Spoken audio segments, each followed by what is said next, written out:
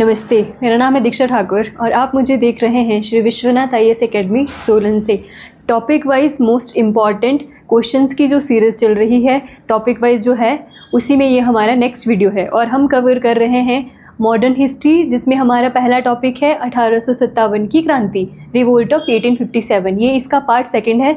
अगर आपने इसका पार्ट फर्स्ट नहीं देखा तो आपको मतलब कमेंट के नीचे डिस्क्रिप्शन में लिंक मिल जाएगा, वहाँ से आप इसका पार्ट 1 भी देख सकते हो। तो 1857 की क्रांति टॉपिक है और ये हमारा पार्ट 2 है। शुरू करते हैं पहला क्वेश्चन। पहला क्वेश्चन हमारा क्या बोल रहा है, which Indian leader escaped to Nepal after the failure of the revolt of 1857। 1857 के विद्रोह की विफलता के बाद कौन सा भारतीय नेता नेपाल हमारा भाग गया था? क्या वो तांत्या टोपे थे, क्या वो कुंवर सिंह थे, क्या वो नाना साहिब थे, क्या वो हमारी रानी लक्ष्मीबाई थी? देखो, जो आपको तो पता ही होगा कि 1857 की जो क्रांति थी वो क्रांति तो हुई थी, लेकिन अंग्रेज़ों ने उसको सप्रेस्ट कर दिया था, दबा दिया था। तो जाहिर सी बात है कि जो लीडर्स हैं उनको मार दिया गया होगा या कुछ भाग गए होंगे, है ना। तो उसी में से बोल रहा है कि जो नेपाल है, नेपाल हमारे कौन जो है वो भाग गए थे। तो सही आंसर इसका पहला देखते हैं, नाना साहिब। इसका ऑप्शन सी हमारा जो है वो हमारा सही हो जाएगा। अब ये देखते हैं कि जो नाना साहिब हैं हमारे, उन्होंने कहाँ से 1857 के रिवोल्ट में पार्टिसिपेट किया था। तो इन्होंने किया था हमारे कहाँ से, कानपुर से जो है वो इन्होंने पार्टिसिपेट किया था। कुंवर सिंह भी हमारे यहाँ पे और ऑप्शन है, इन्होंने आरा बिहार से जो है वो पार्टिसिपेट किया था 1857 के रिवोल्ट में। रानी लक्ष्मीबाई, इन्होंने कहाँ से, झांसी, इन्होंने झांसी से पार्टिसिपेट किया था 1857 के रिवोल्ट में। तो ऑप्शन सी इसका हमारा कैसा हो जाएगा, सही आंसर इसका हो जाएगा। चलते हैं नेक्स्ट क्वेश्चन पे। नेक्स्ट क्वेश्चन है, which of the following places was not a major centre of revolt. निम्नलिखित में से कौन सा स्थान विद्रोह का प्रमुख केंद्र हमारा नहीं था? विद्रोह कौन सा, 1857 का विद्रोह। उसके बहुत सारे सेंटर्स थे बट बहुत लिमिटेड सेंटर्स थे। तो पूछ रहा है कि 4 ऑप्शन है, इनमें से बताओ कौन सा सेंटर नहीं था, मतलब कहाँ पर 1857 का रिवोल्ट नहीं हुआ था। दिल्ली, ऑब्वियसली दिल्ली में तो हुआ था। दिल्ली से तो हमारे मुग़ल शासक बहादुर शाह जफ़र II, जिनके बारे में हम प्रीवियस वीडियो में पढ़ चुके हैं कि दिल्ली से उन्होंने 1857 के रिवोल्ट में पार्टिसिपेट किया था। तो दिल्ली तो सेंटर था हमारा। बहादुर शाह जफ़र और उनका एक सेना कमांडर होता था भक्त खान, उन्होंने जो है वो दिल्ली से पार्टिसिपेट किया था। कानपुर से, अभी इससे प्रीवियस वाला क्वेश्चन देख चुके हैं हम कि नाना साहिब ने कानपुर से जो है वो पार्टिसिपेट किया था। मद्रास, ऑप्शन सी इसका हमारा जो है वो सही आंसर हो जाएगा। देखो, 1857 की जो क्रांति है उसका फेलियर का एक सबसे बड़ा रीज़न ये है कि नॉर्थ के भी कुछ ही पार्ट में 1857 की क्रांति में लोगों ने पार्टिसिपेट किया था और साउथ तो बिल्कुल ही अलग था। साउथ में तो कोई था ही नहीं, उसका 1857 की क्रांति का पता ही नहीं था। साउथ के लोग बिल्कुल अलग थे, उन्होंने पार्टिसिपेट ही नहीं किया। तो उन्हीं साउथ में से एक जगह आपको पता ही है, मद्रास हमारा तमिलनाडु का पार्ट है, तो ये सेंटर नहीं था हमारे 1857 के रिवोल्ट का। तो ऑप्शन सी जो है वो इसमें हमारा कैसा हो जाएगा, सही आंसर इसका हो जाएगा। चलते हैं नेक्स्ट क्वेश्चन पे। नेक्स्ट क्वेश्चन क्या है हमारा, विच policy of the British caused wide spread regiment among Indian ruler before 1857। 1857 से पहले अंग्रेजों की किस नीति ने भारतीय शासकों में व्यापक आक्रोश पैदा किया था? क्या वो हमारी सहायक संधि थी? सहायक संधि जिसको बोलते हैं सब्सिडरी अलायंस, ये चलाई थी हमारी लॉर्ड वेलेज़ली ने। कब चलाई थी? 1798 में ये चलाई थी। लेकिन ये मतलब रीज़न नहीं था। वन ऑफ द रीज़न तो था कि लोग जो है वो बहुत ज़्यादा नाराज़ थे ब्रिटिशर्स की पॉलिसी से, लेकिन ये इसमें आप देखो तो सारी की सारी पॉलिसी ही दी गई हैं।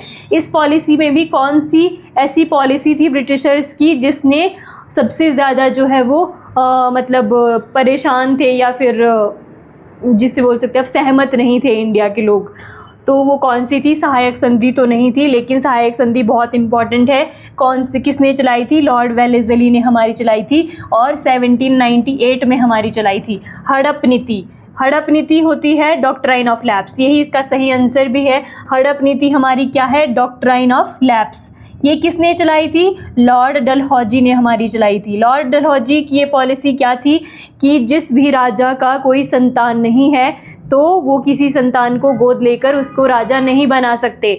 जब राजा की डेथ होगी और उसकी कोई संतान भी नहीं है तो उसके बाद जो राजा का किंगडम होगा वो ब्रिटिश गवर्नमेंट को में मर्ज हो जाएगा या ब्रिटिश गवर्नमेंट में उसको मिला लेंगे वो एरिया। तो ये थी हमारी हड़प की नीति और इसी नीति से सबसे ज़्यादा परेशान थे, दुखी थे और इसी के कारण विद्रोह भी हुआ था। तो सही आंसर इसका हड़प की नीति जो है वो हमारा हो जाएगा। लॉर्ड डलहौजी की बात करें तो इन्होंने जो है वो भारत में पहली रेलगाड़ी चलाई थी। कब? 1853 में जो है वो इन्होंने पहली रेलगाड़ी चलाई थी इंडिया में। नेक्स्ट पॉलिसी है हमारी ऑप्शन में दी गई स्थायी बंदोबस्त, इसको बोलते हैं परमानेंट सेटलमेंट। ये कब चली थी हमारी? 1793 में इसको जो है वो चलाया गया था। किसके द्वारा? लॉर्ड कॉर्नवालिस के द्वारा। लॉर्ड कॉर्नवालिस ने ये पॉलिसी चलाई थी। ये क्या थी? इसी पॉलिसी को स्थायी बंदोबस्त को ही बोलते हैं जमींदारी प्रथा। जमींदारी प्रथा मतलब जो बड़े बड़े जमींदार होंगे वो क्या करेंगे? वो किसानों से टैक्स का कलेक्शन करेंगे और फिर जो है वो राजा को देंगे। लेकिन ऐसे में क्या हुआ कि जो जमींदार थे उन्होंने बहुत बुरे तरीके से एक्सप्लॉइट किया किसानों को। उनको मतलब उनसे बहुत ज़्यादा जितना बनता भी नहीं था उससे ज़्यादा जो है वो उनसे टैक्स ले लिया।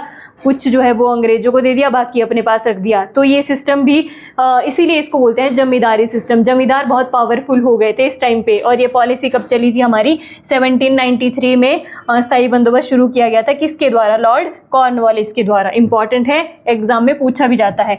रैयतवाड़ी व्यवस्था। रैयतवाड़ी व्यवस्था, रैयत का मतलब होता है हमारा जो किसान होएगा। रैयत मतलब किसान जो है वो खुद जो है वो अंग्रेजों को जितना भी उसके हिस्से का होगा वो टैक्स देकर आएगा। ये सिस्टम था रैयतवाड़ी व्यवस्था। तो सही आंसर इसका हमारा ऑप्शन बी जो है वो डॉक्ट्राइन ऑफ लैप्स यानी कि हड़प की नीति। लॉर्ड डलहौजी ने इसको चलाया था, वही मतलब सबसे मेन थी। रीज़न तो ये सारी भी थी 1857 के रिवोल्ट, लेकिन जो मेजर पॉलिसी थी वो हड़प की नीति ही सबसे ज़्यादा थी। तो ऑप्शन बी जो है वो इसका हमारा सही आंसर हो जाएगा। चलते हैं नेक्स्ट क्वेश्चन पे। नेक्स्ट क्वेश्चन हमारा क्या बोल रहा है? Who was the prominent leader associated with the Lucknow residency. Lucknow residency से जुड़े प्रमुख नेता कौन थे? देखो, लखनऊ हो गया, कानपुर हो गया, आरा बिहार हो गया। मैंने प्रीवियस वीडियो में भी आपको बताया था कि आपको पता होना चाहिए कि वहाँ से जो है वो लीडरशिप किसने करी थी 1857 में। तो इसी में से पूछ रहा है कि लखनऊ में जो है वो हमारे कौन थे? क्या बेगम हजरत महल थी या हेनरी लॉरेंस थे, नाना साहिब थे या कुंवर सिंह थे? तो सही ऑप्शन इसका बेगम हजरत महल ये जो है वो थी। और इनका बेटा था जिसका नाम था बिरजिस कादिर। उनका नाम था बिरजिस कादिर उनका नाम था। वो इन दो लोगों ने लखनऊ से जो है वो पार्टिसिपेट किया था और लखनऊ से लीड भी किया था 1857 के रिवोल्ट को। हेनरी लॉरेंस हो नहीं सकता, अंग्रेजी नाम है, वैसे भी नहीं होगा। भारत के लोग ही जो है वो लीडर होंगे 1857 की क्रांति के। नाना साहिब हम पढ़ चुके हैं, कानपुर से इन्होंने लीडरशिप करी थी 1857 के रिवोल्ट में। कुंवर सिंह आरा बिहार से जो है वो इन्होंने लीडरशिप करी थी इसमें 1857 के रिवोल्ट में। किसान नेता ही थे ये कुंवर सिंह। तो चलते हैं नेक्स्ट क्वेश्चन पे। नेक्स्ट क्वेश्चन हमारा क्या बोल रहा है? निम्नलिखित में से कौन सा कथन भारतीय शासकों पर विद्रोह के परिणामों का वर्णन करता है? तो कौन से हैं देखते हैं ऑप्शन। कई रियासतों ने सत्ता या स्वायत्तता खो दी थी। तो मतलब बोल रहा है कुल मिला के कि विच of the following describe the outcome of the revolt of revolt on Indian rulers. की क्या हुआ था? कई रियासतों ने अपनी सत्ता खो दी थी, पहला ऑप्शन है। दूसरा है अंग्रेजों का समर्थन करने वाले कुछ शासकों को विशेषाधिकार प्राप्त हुए थे, मुगल सम्राटों को निर्वासित कर दिया गया था, या उपरोक्त सभी। तो इसमें all of the above, option D जो है वो हमारा सही होगा। कैसे कई रियासतों ने सत्ता खो दी थी? मतलब बहुत सारी रियासतें थी जिनमें झांसी भी थी, हमारी कानपुर, लखनऊ, ऐसी जो है वो थी। आपको पता है 1857 का रिवोल्ट को दबा दिया था अंग्रेज़ों ने। तो मतलब जो रिवोल्ट कर रहे थे राजा लोग, उनको जो है वो मार दिया होगा या कुछ कर दिया होगा उनको, या फिर कहीं वो भाग गए होंगे। तो वहाँ पे जो हमारे क्या थे, जो रियासतें थी उन्होंने अपनी सत्ता खो दी थी। तो यस, पहला तो इसलिए हमारा सही हो जाएगा। दूसरा, अंग्रेजों का समर्थन करने वाले कुछ शासकों को विशेषाधिकार जो है वो प्राप्त हुए थे। तो यस, जिन्होंने अंग्रेजों का साथ दिया था उनको जो है वो कुछ राइट्स अंग्रेजों के द्वारा प्रदान किए गए थे, सही है।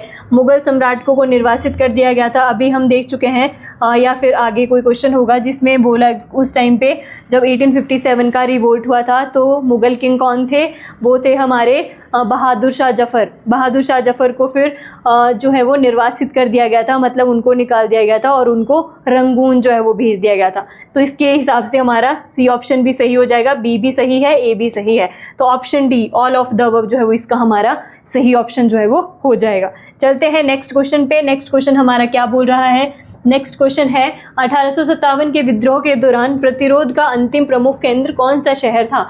विच city was the last major centre of resistance during the revolt of 1857? क्या वो दिल्ली था, कानपुर था, ग्वालियर था, लखनऊ था? तो वो था हमारा कौन, ऑप्शन ए दिल्ली जो है वो इसका हमारा सही हो जाएगा। यहाँ से लीडर कौन थे, बहादुर शाह जफ़र और भगत खान, ये दो थे जिन्होंने पार्टिसिपेट किया था 1857 के रिवोल्ट में। अगर हम 1857 रिवोल्ट के सबसे मतलब एज्ड पर्सन जिन्होंने रिवोल्ट में पार्टिसिपेट किया था तो वो कौन थे, वो हमारे बहादुर शाह जफ़र ही थे, मुग़ल सम्राट जो उस टाइम पे हुआ करते थे। लखनऊ से बेगम हजरत महल ने और उनका बेटा बिरजिस कादिर, उन्होंने लीड किया था 1857 के रिवोल्ट को। चलते हैं नेक्स्ट क्वेश्चन पे। नेक्स्ट क्वेश्चन हमारा क्या बोल रहा है, विद्रोह के बाद बहादुर शाह द्वितीय का क्या हुआ? अभी मैं एक्सप्लेनेशन में इसको बता चुकी हूँ कि बहादुर शाह जफ़र जो है वो लीडर थे, वो मुग़ल सम्राट थे उस टाइम पे जब 1857 का रिवोल्ट हुआ था।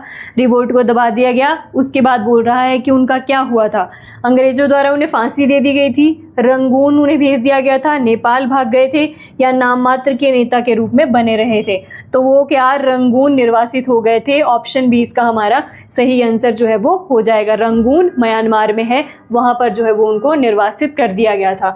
और 1858 का जो एक्ट आता है हमारा, उससे क्या होता है, जो मुग़ल सम्राट का पोस्ट होती है, मुग़ल सम्राट का जो पद होता है उसको भी समाप्त कर देते हैं।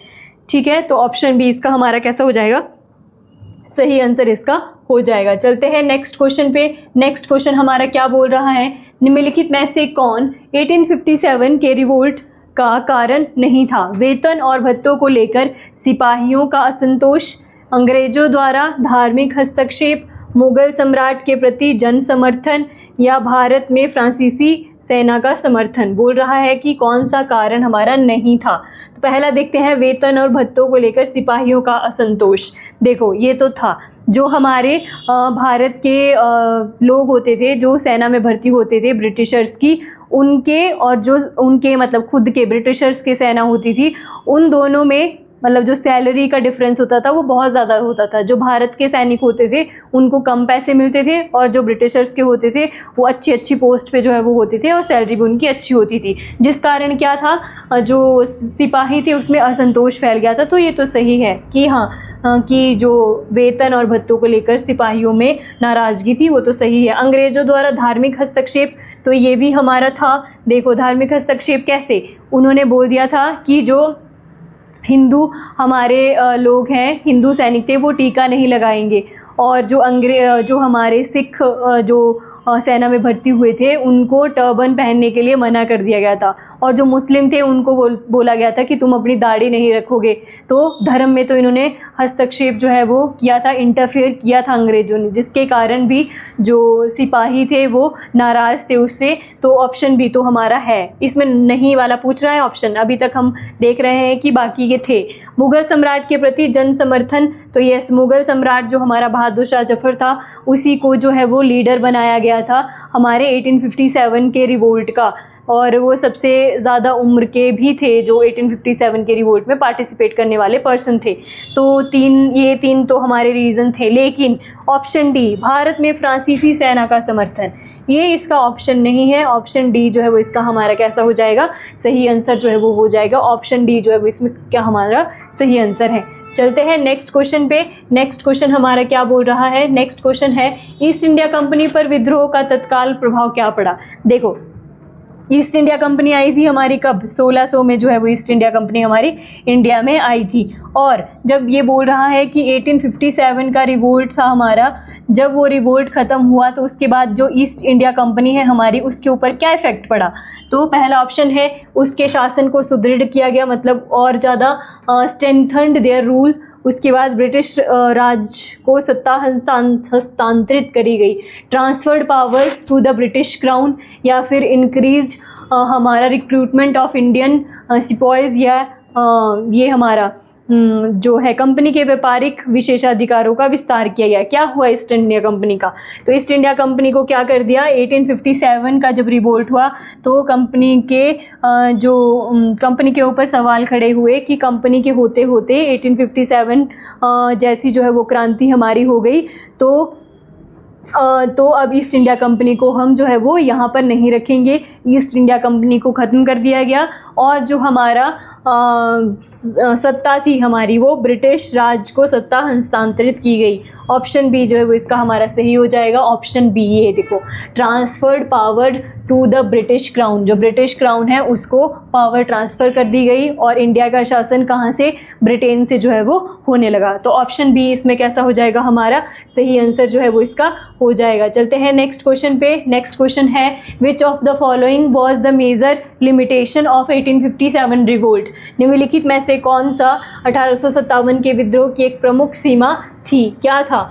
Lack of unified leadership, yes, जो ये तो था हमारा कि जो जितने भी लीडर्स थे हमारे, चाहे वो झांसी की रानी हो, चाहे वो नाना साहिब हो, चाहे वो हमारे आरा बिहार से जो है वो कुंवर सिंह हो हमारे, या फिर हमारे बहादुर शाह जफ़र हो, ये सारे जो लीडर्स थे वो जो है वो मतलब एक यूनाइटेड होकर जो है वो इकट्ठा होकर नहीं लड़ रहे थे, वो अपने अपने राइट्स के लिए जो है वो लड़ रहे थे, जिसके कारण क्या हुआ, मतलब जो एक लैक ऑफ यूनिफाइड लीडरशिप जो है वो दिखी, जिसके कारण जो 1857 का रिवोल्ट था वो सक्सेसफुल भी नहीं हो पाया था। तो ये तो रीज़न इसका हमारा था। दूसरा है क्षेत्रीय और सांप्रदायिक मतभेद, तो यस, जो रीजनल एंड कम्युनल डिफरेंसेस थे हमारे वो भी उसमें जो है वो देखने को मिलते हैं, जो कि एक मेन रीज़न होता है कि फेलियर ऑफ 1857 रिवोल्ट का। श्रेष्ठ विशिष्ट सैन्य संगठन, सुपीरियर ब्रिटिश मिलिट्री ऑर्गेनाइजेशन, तो यस, जो ब्रिटिश हमारी गवर्नमेंट थी उनके पास मिलिट्री सर्विस बहुत अच्छी थी, आर्मी बहुत अच्छी थी, जिसने इम्पॉर्टेंट रोल प्ले किया 1857 की क्रांति को सप्रेस करने में। तो ये भी जो है हमारा रीज़न था। तो ये तीनों हमारे जो है वो रीज़न थे, जिसमें उपरोक्त सभी ऑल ऑफ द अबव जो है वो हमारा ऑप्शन डी इसमें हमारा कैसा हो जाएगा? सही आंसर जो है वो इसका हो जाएगा। ये भी इसका जो है वो रीज़न था। तो ये थे आज के वीडियो के मोस्ट इम्पॉर्टेंट 1857 के रिवोल्ट से क्वेश्चन। तो नेक्स्ट वीडियो में हम किसी और टॉपिक के साथ जो है वो मिलेंगे। आज के लिए इतना ही, मिलते हैं आपसे नेक्स्ट वीडियो में, तब तक के लिए धन्यवाद। जय हिंद।